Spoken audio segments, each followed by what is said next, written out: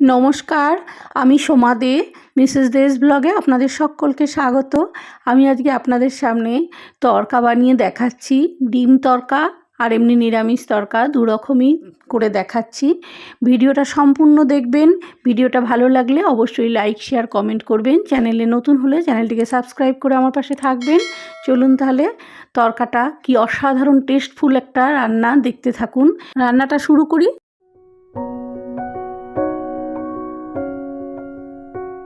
তড়কা বানানোর জন্য বাজারে এরকম তড়কার ডালের প্যাকেট কিনতে পাওয়া যায়। সব রকম মিশানো ডাল, সেটা প্যাকেট আমি নিয়েছি, কিনে নিয়ে এসেছি। এরকম 3 প্যাকেট দিয়ে আমি করব। আমি একটু বেশি পরিমাণে করব বলে 3 প্যাকেট দিয়ে করছি। আপনারা ইচ্ছা করলে 1 প্যাকেট বা 1.5 প্যাকেট দিয়েও করতে পারেন। দেখুন, এখানে কাবলি ছোলা, ছোলার ডাল, সবুজ মুগ ডাল, রাজমা, মটর ডাল সব রকমই আছে এর ভেতরে।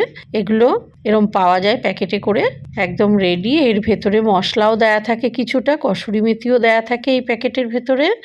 আমি এটাকে ভালো করে 4বার 5বার করে পরিষ্কার করে ধুয়ে সারা রাত ভিজিয়ে রেখে দেবো। এই তড়কাটা মাঝে মধ্যেই বানিয়ে খাবেন আপনারা, কারণ এই তড়কাটা কিন্তু ভীষণ পুষ্টিকর একটা খাবার, আর এটা খুব ফাইবার সমৃদ্ধ একটা খাবার। অবশ্যই সবারই মাঝে মধ্যেই এই তড়কার ডালটা রান্না করে খাওয়া উচিত। বিশেষ করে যাদের কনস্টিপেশনের ধাত আছে তাদের জন্য তো খুবই দরকারি। অনেকবার করে ধুয়ে নিচ্ছি।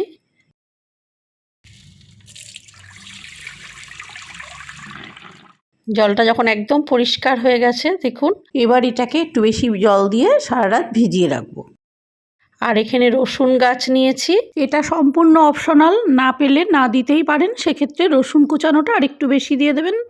রসুন গাছের নিচে রসুনগুলো কুচিয়ে নিয়েছি, রসুনের ওপরের কাণ্ডটাও কুচিয়ে নিয়েছি, একদম কুচানো রসুন নিয়েছি। আর এখানে কুচানো লঙ্কা, কাঁচা লঙ্কা নিয়েছি। আর এটা আদা কুচানো নিয়েছি। বড় সাইজের 5টা পেঁয়াজ এখানে ভালো করে কুচানো আছে। এগুলো সবটাই তড়কার মধ্যে লাগবে। দেখুন, সারা রাত ভিজানোর পরে ডালগুলো কত সুন্দর ফুলে উঠেছে। এবার আমি আরেকবার করে ধুয়ে নিয়ে এটাকে লবণ দিয়ে একটু সেদ্ধ করে নেব। আপনারা যদি প্রেসারে দেন, 2টো স্টিম দিয়ে সঙ্গে সঙ্গে প্রেসারের ভাপটা তুলে ফেলবেন, ঠিকঠাক সেদ্ধ হয়ে যাবে। আমি গ্যাসের মধ্যে সেদ্ধ করে নিচ্ছি। মিনিট 15 ফোটার পরে গ্যাসের ফ্লেমটা কমিয়ে আরও 10 মিনিট রেখেছি। একদম সেদ্ধ হয়ে গেছে। দেখুন, গ্যাসটা এবার অফ করে দিচ্ছি। কড়াইতে তেল গরম হতে দিচ্ছি। তেলটা একটু বেশি লাগে তড়কায়। তেলটা ভালো মতো গরম হলে পেঁয়াজ আর রসুন গাছগুলো সব একসাথে করে দিয়ে দিলাম। পেঁয়াজ, আদা, রসুন, কাঁচা লঙ্কা সবই একটু বেশি লাগে তড়কায়, তবে খেতে স্বাদ হয়। কাঁচা লঙ্কাও দিলাম। এখানে ছোট চামচের 1 চামচ কুচানো, ছোট চামচের 1 চামচ রসুন কুচানো দিলাম। আর আদা কুচানো দিয়ে দিলাম। আর এখানে জিরে, আদা, লঙ্কা একসাথে করে বাটা আছে, আর কসুরি মেথি একটু বাটা আছে, কসুরি মেথির পাতা। আর এখানে পেঁয়াজ, রসুন আর একটু কাঁচা লঙ্কা বাটা একসাথে করে সেটাও দিয়ে দিলাম। খুব সুন্দর করে মশলাটাকে কষিয়ে নিচ্ছি। লবণ দিয়ে দিলাম, 1 চামচ চিনি দিলাম, আর ছোট চামচের 1 চামচ হলুদ দিলাম। কাশ্মীরি লাল লঙ্কার গুঁড়ো দিলাম 1 চামচ।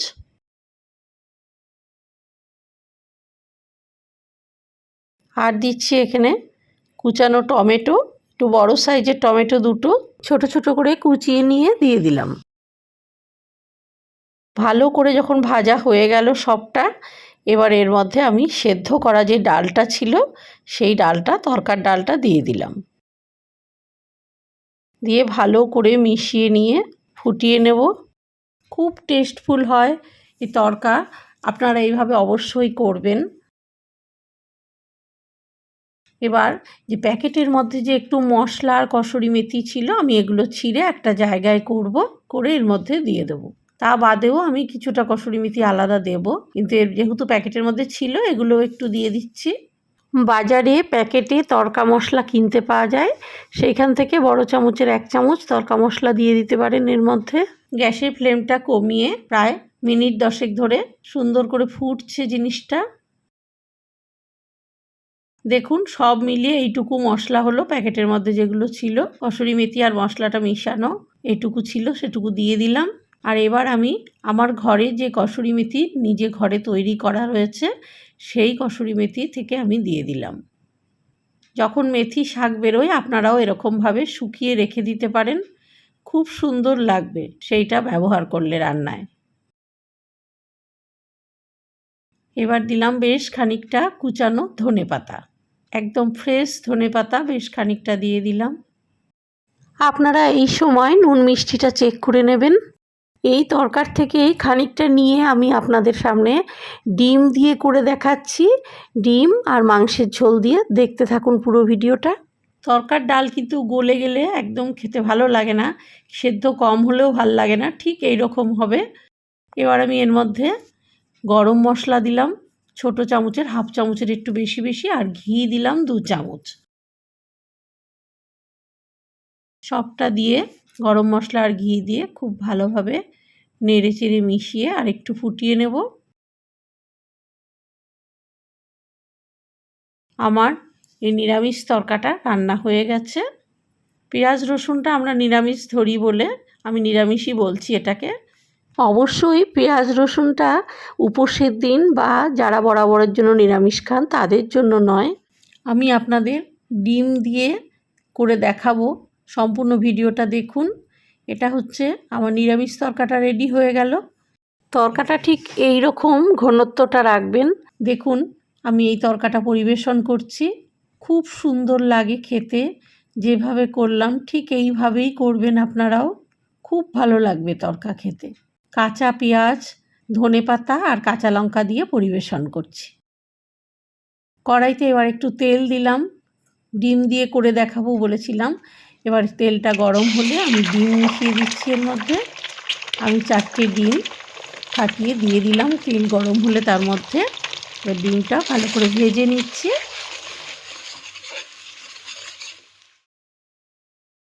অল্প সামান্য একটুখানি লবণ দিলাম, ডিমগুলো একটু ভেঙে ভেঙে দিলাম ভাজা হয়ে গেলে। এবার এর মধ্যে বেশ খানিকটা তরকা, তৈরি যে তরকাটা রয়েছে সেই তরকাটা দিয়ে দিলাম। নিরামিষ অনেকটা তুলে রেখেছি আর খানিকটা ডিমের মধ্যে মিশালাম। আর এই যে এটা মাংসের ঝোল, খাসির মাংসের কিন্তু ঝোল, এই ঝোলটা দিলে তরকাটা দারুণ লাগে খেতে। ফ্রিজে ছিল বলে এটা একটু চাপ ধরে এরকম হয়ে গেছে, এটা গরমের মধ্যে একটু থাকলে একদম গলে যাবে ঝোলটা। এটা আপনারা অবশ্যই দেবেন। আমার কালকে বাড়িতে মাংস হয়েছিল, আমি ফ্রিজে রেখে দিয়েছিলাম 1 বাটি ঝোল তুলে, সেই ঝোলটা আমি দিয়ে দিলাম। এই খাসির মাংস দেওয়া আর ডিম দেওয়া এই তরকাটা এত অসাধারণ লাগে, অবশ্যই বাড়িতে কিন্তু এইভাবে ট্রাই করবেন। বাড়িতে খাসির মাংস হলেই তুলে রাখবেন 1 বাটি ঝোল, সেই ঝোলটা মিশিয়ে দেবেন। বেশ খানিকটা কুচানো আবার একটু ধনেপাতা দিলাম, আর একটু কসুরি মেথিও দিলাম। ব্যাস আমার খাসির মাংসের ঝোল দেওয়া আর ডিম দেওয়া তরকা হয়ে গেল রেডি। তাহলে নিশ্চয়ই ভিডিওটা খুব ভালো লেগেছে। গরম গরম রুটির সাথে এই তরকা একেবারে দারুণ লাগে। আর কোনো সময় দোকান থেকে কিনে খেতে হবে না, বাড়িতেই এইভাবে বানাবেন। দেখুন আমি পরিবেশন করছি ডিম তরকাটাও, কি অসাধারণ হয়েছে। অবশ্যই কিন্তু এইভাবে বানাবেন আপনারা। ভিডিওটা ভালো লাগলে অবশ্যই লাইক শেয়ার কমেন্ট করবেন। চ্যানেলে নতুন হয়ে থাকলে চ্যানেলটিকে সাবস্ক্রাইব করবেন আর বেল আইকনটি বাজিয়ে অল অপশনটি প্রেস করে দেবেন, যাতে আমার সমস্ত ভিডিওর নোটিফিকেশন সবার আগে আপনার কাছে পৌঁছে যায়। তাহলে সকলকে ভিডিওটা শেষ পর্যন্ত দেখার জন্য অনেক ধন্যবাদ। নমস্কার।